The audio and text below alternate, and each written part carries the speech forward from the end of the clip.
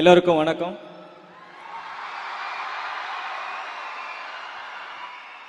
ரொம்ப ரொம்ப சந்தோஷமா இருக்கு. இவ்வளோ பெரிய மேடையில் எனக்கு இந்த வாய்ப்பு கொடுத்ததுக்கு தமிழ்நாடு அரசுக்கு ரொம்ப நன்றி. நானும் உங்களை மாதிரி கவர்மெண்ட் ஸ்கூல்லேருந்து தான் படித்தேன். ஸோ அந்த விதத்தில் ரொம்ப ரொம்ப பெருமைப்படுறேன்.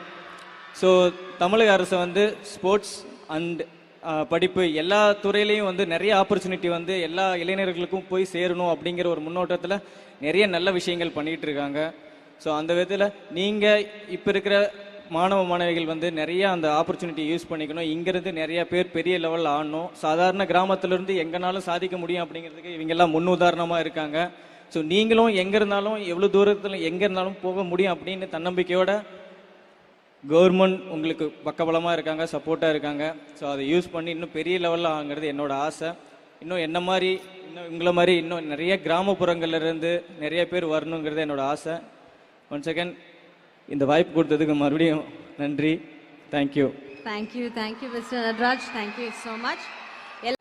தேங்க்யூ. அனைவருக்கும் வணக்கம். முதல் இத்தனை குழந்தைங்களை பார்க்குறதே ரொம்ப ஆசையாக இருக்குது, ரொம்ப பெருமையாக இருக்குது. ஏன்னா நான் சின்ன வயசில் வளர்ந்தது என்னோட தெருவோட ஒரு கோடியில் இருந்தது ஒரு அரசு பள்ளி. அதில் படித்த மாணவர்களை நான் பார்த்துருக்கேன், அங்கே கொடுக்கப்படுற சத்துணவை நான் சாப்பிட்ருக்கேன். அதனால் அந்த அனுபவம் எனக்கு உண்டு. ஆனால் இன்றைக்கி அரசாங்க பள்ளிகளில் அரசு பள்ளிகளில் என்னென்ன சலுகைகள் இருக்குது, என்னென்ன அவங்க நல்லபடியாக படிக்கிறதுக்கு அவங்க என்னென்ன கிடைக்குது அப்படின்னு பார்க்கும்போது ஆச்சரியமாக இருக்குது, பெருமையாக இருக்குது, நன்றி சொல்லணும்னு தோணுது. நான் படிக்கிற வயசில் ஒரு முதுமொழி ஒன்று சொல்லுவாங்க, கற்கை நன்றே கற்கை நன்றே பிச்சை புகினும் கற்கை நன்றே அப்படின்னு.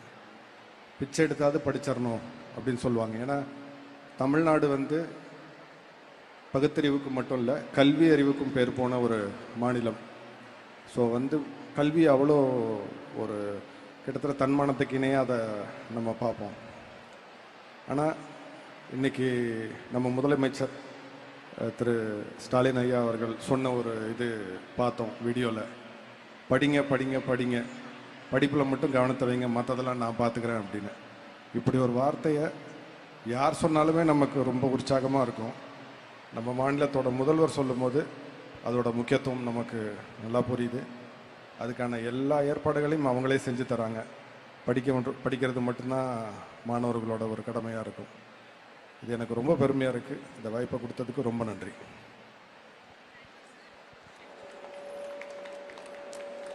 Thank you sir. பட் இவங்க ஒரு ரிக்வெஸ்ட் வச்சுருக்காங்க உங்களுக்கு கிட்ட, அவங்க ஒன்று சொல்லுங்க. இப்பதானே என்கிட்ட கேட்ட, வெக்கப்படாம சொல்லு.